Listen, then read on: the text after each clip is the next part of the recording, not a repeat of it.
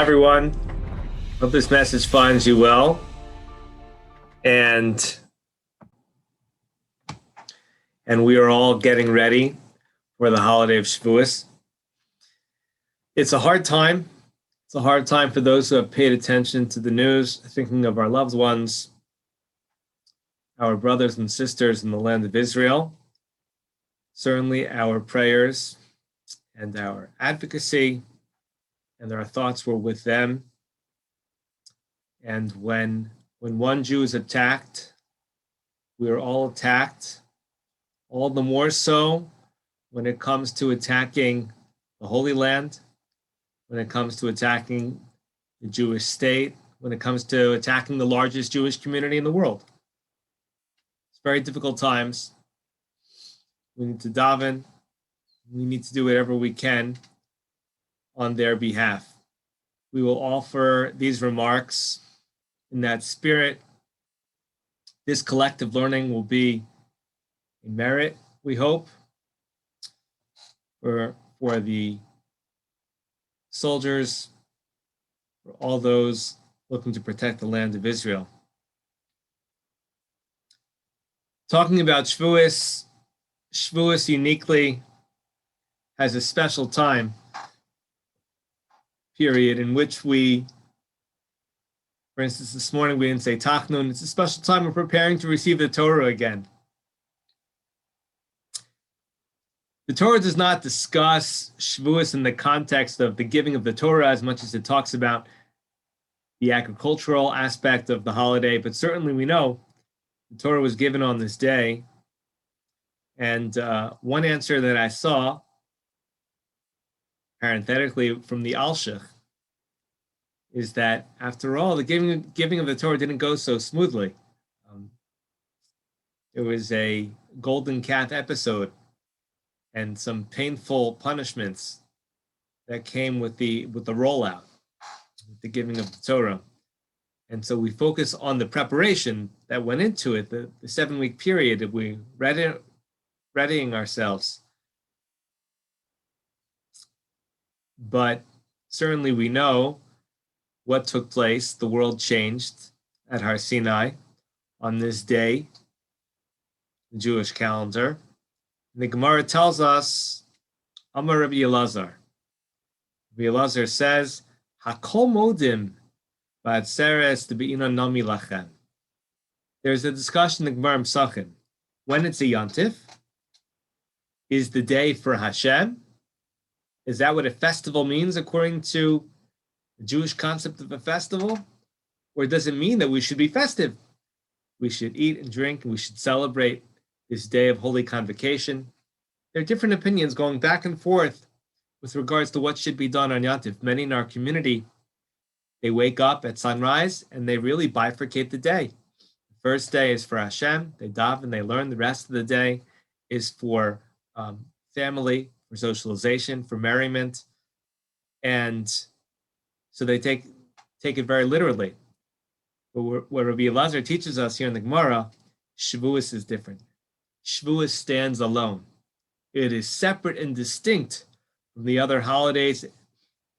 You need to make sure on Shavuot that you have lachem. The other holidays, part of the day is going to be for Hashem, part of the day is going to be for you. According to other opinions, the whole day can be for Hashem. According to others, it's a choice. The whole day can be for Hashem, or the whole day can be for you. Lots of different opinions. But everybody agrees when it comes to Shavuot, there must be a component of eating and drinking, this kind of merriment. And the Gemara says why. The Gemara always wants to know why. What's the source for this? My taima. What's the reason as to why Shavuot is different than all the other holidays? The Gemara tells us, Yom Shenitna Bo Torahi. This is the day in which the Torah is given, and that's why it's distinct. Now, you and I would ask ourselves, if this is the holiday in which the Torah was given, and the Gemara tells us this, then this should be the one day where everything is about learning. Everything is about Hashem. Forget the merriment. If there's going to be one day which is distinct, but that's not what it says. So Rashi needs to commentary. Rashi needs to further elaborate and explain what's going on. And Rashi says, you have sheyismach, you have simcha with eating and drinking, laharos, in order to demonstrate through your actions that it's pleasant, it's accepted, that this is the day that the Jewish people received the Torah. In other words, we show that the Torah is something that we celebrate and mark the occasion, and it's pleasant, and we accept it. And somehow, in Rashi's opinion, having this celebratory meal demonstrates that we appreciate the pleasantness of Torah. And Ramosha Feinstein, Zatzal, he elaborates on this point that Rashi, in a sense, begins this discussion. And that is that our eating and drinking is representative of a very physical existence. We interact with the world around us. And the whole reason Hashem gave us the Torah is not so that we can be off in a cave somewhere and learning. It's not that we should have a anti-physical or a non-physical kind of aestheticism. Rather,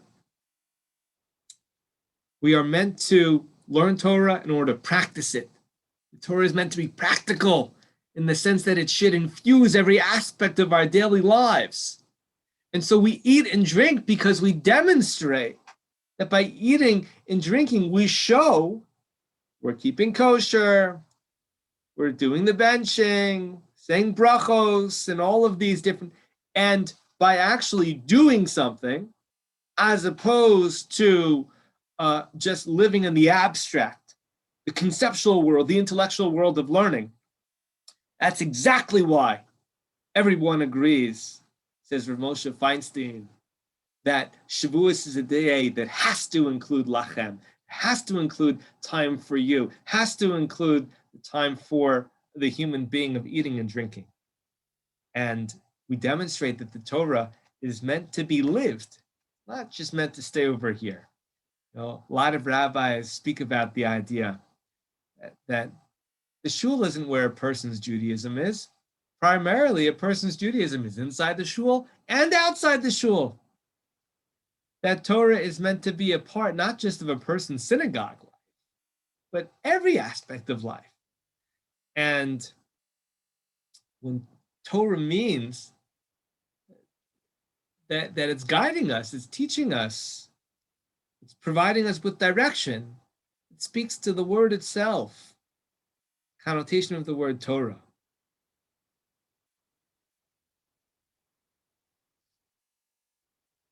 And the Torah is telling us not just how to think of God.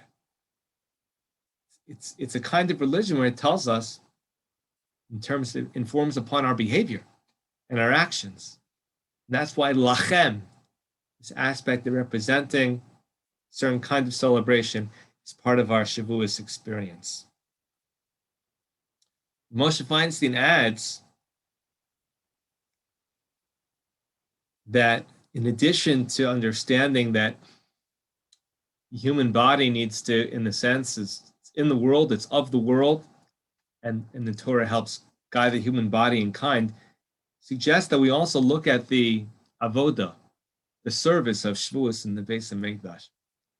The Shavuos, during Shavuos, we bring the Shtei Alecha, this sacrifice of this bread offering, these loaves. And unlike the other grain-based offerings that include matzah, or the other offerings that include bread, matzah bread, this is lechem. Lechem comes from chametz, and he explains that the chametz reminds us about the physical world. It's a leavened product. It's a complete product. It's gashmius, as it is stated. It's about the pleasures of the world, physical pleasures. And it's there to remind us on Shavuos, and this is why it's part of the service. This bread, this chametz, the chametz represents Gashmias, and Gashmias also pertains to Torah. When we involve ourselves, as we should involve ourselves, and we're told at the end of our life, Hashem is going to ask us, did you have this fruit? Did you get benefit? I made this beautiful growth, this beautiful fruit. Were you able to taste it? And it's permissible. And we're going to be challenged. Did we go ahead and partake of the permissible pleasures of the world? So Moshe explains we need to remind ourselves, and chametz is there to remind us. We have the lechem on Shavuos, we have the Torah on Shavuos, and that represents that the gashmias, the physicality, the pleasures in the world, that they too need to be done in accordance with the Torah. The Torah also enhances those experiences for us and guides us in those areas as well. So we want to know what we're trying to preserve. We want to know why the state of Israel needs to exist. We want to know why we need to have a country of our own in the land of our ancestors. What are we aspiring for? What are we aspiring towards? Certainly a work in progress. We're trying to have a land in which we have this fusion. We are the people of the book. We're the people trying to create a society that's inspired and guided and ruled by Torah. We're trying to have a country with these morals, these ethics, what we received on this day in history of Shavuos. And that doesn't just mean some sort of concept of religiosity that is of the heavens. No, it's of the earth as well. And it's there the Torah is given to mankind to try to live in this world and be in this world. And we need both. We need to remind ourselves of our spiritual values, and Shavuos needs to have lachem. Not just lashem, but also lachem. We need to understand who we are, what we're trying to become, and that's where the learning comes in. But we also need to understand how it informs upon how we interact with society, how we develop as human beings. We need to have an army that protects this essence, this identity of who we are. And we need to remind ourselves regularly who we are, where we come from. When we come from Har Sinai, we come from this moment, we come from the Torah, and we are acting and we are fighting and we're supporting and we're davening and we're trying to preserve a country, in a sense, our ancestral homeland. The Jewish people are one with those in the land of Israel because we are trying to preserve something very special, something unique, something that we can be proud of. And that is what we started at Shavuot so many years ago. And we will have both. Have this unbelievable ethical, moral identity, this amazing army, this military with great sacrifices of men and women. And we hope and pray that Hashem sees that we're trying to celebrate our identity, that on this holiday we get inspired to really understand who we are. That should motivate us to be stronger, to have more perseverance, to have a greater dedication, to not just survive these challenges in the land of Israel, but every challenge that comes our way. If we can strike the right balance, and on Shavuos, that's the day to understand and appreciate the great balance as was described by Rabbi Elazar. And if we can do that, and we can take Shavuos with us, we can take the message of Shavuos with us, and we can have a greater level of commitment, understand the real essence of Shavuos throughout the year. Thank you very much and have a great Shabbos.